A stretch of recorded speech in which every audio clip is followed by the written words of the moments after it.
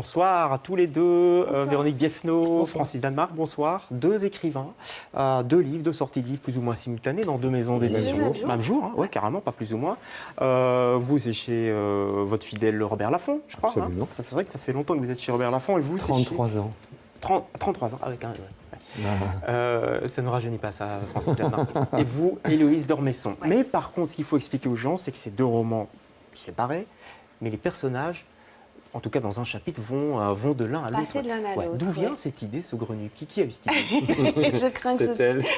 C'est elle, monsieur. C'est elle qui l'a. Alors Véronique, il faut vous expliquer maintenant.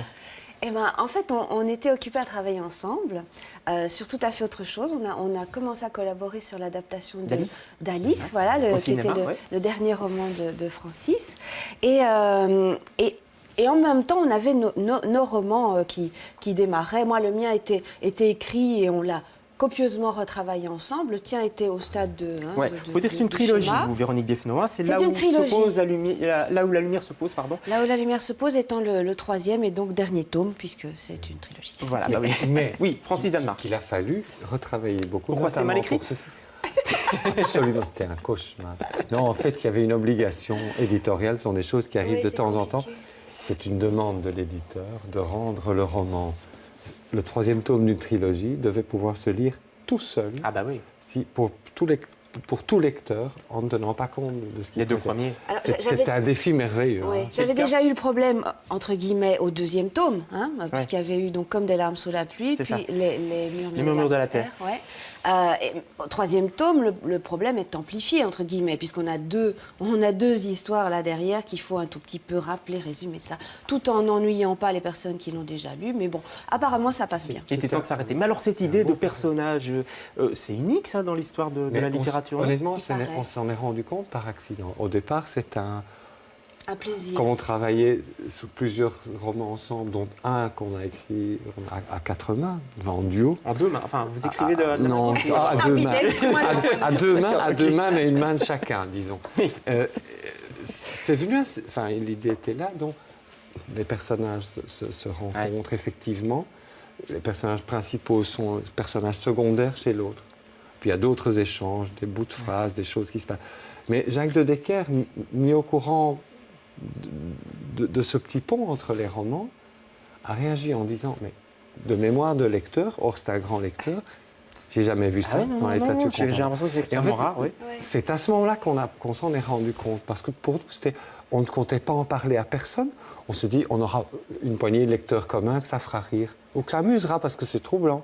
Et là, on en a parlé. En fait, c'est la même scène, la même situation, la même scène vue par les yeux des personnages du roman de Francis, donc Aux Anges, et par les yeux de mes personnages. Voilà. Mais dans des histoires très différentes, parce que peut-être pour les téléspectateurs, il faudrait expliquer en deux mots les pitchs, comment dire, de vos romans. Vous, ces deux amis qui se retrouvent, ou qui croient se retrouver, en tout cas, qui vont se retrouver eux-mêmes, ils sont après 30 ans, et ils font un voyage comme ça en Normandie, et il va se passer plein de choses, on ne va pas dévoiler la fin. Et vous, c'est plutôt une personne qui veut, une fille, Naël, c'est ça, qui veut retrouver sa sœur, et qui va aussi se retrouver embrigadée dans une secte. Voilà. Donc on est dans des régions différentes, dans des domaines différents, et malgré tout, il y a quand même des personnages qui vont réussir à se croiser. C'est différent en apparence, mais il y a pas mal de points communs. Et il y a surtout un fil conducteur qui est assez semblable dans les deux romans. Pourquoi vous n'iriez pas plus loin? Je sais pas, je me dis, allez, pourquoi vous ne feriez pas un livre à deux, tout simplement? Mais c'est ce qu'on est en train de faire.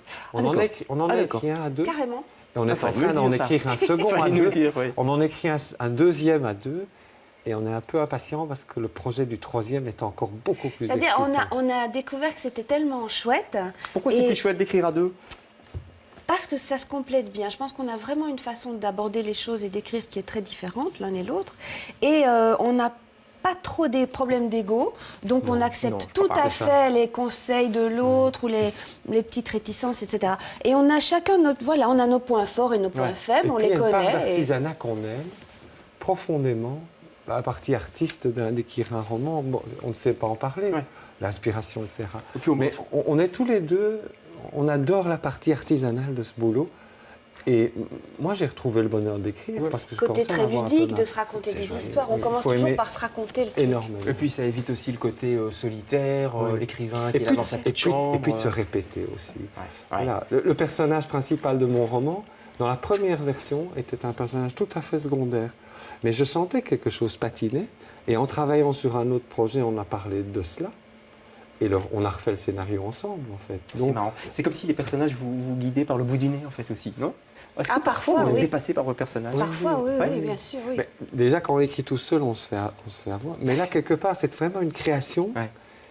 Et donc, on les guide, on essaie de ne pas les perdre, et c'est ça qui c'était énormément amusant. Ce qui va être compliqué, c'est pour les dédicaces à la foire du livre, parce qu'il va falloir écrire, quand vous écrirez un livre à deux, il va falloir écrire, il va falloir signer tout sur la première page. Non, l'un va commencer, l'autre va finir, on corrigera ensemble, ça va être drôle. Dernière question, qu'est-ce que vous nous conseillez de lire pour commencer? On commence par Aux Anges de Francis Janmark ou on commence par votre livre, Là où la lumière se pose? Alors là, ça dépend de l'humeur du moment. C'est ce qu'on a dit, c'est vrai, c'est important. L'un est une comédie, l'autre un drame, ils ont l'air très différents.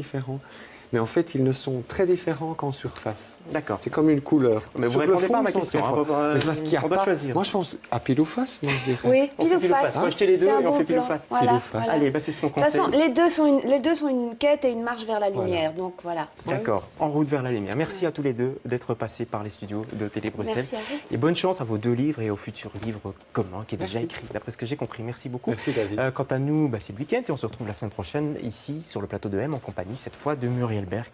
Passez donc un bon week-end ensoleillé et on change l'heure, n'oubliez pas. Merci.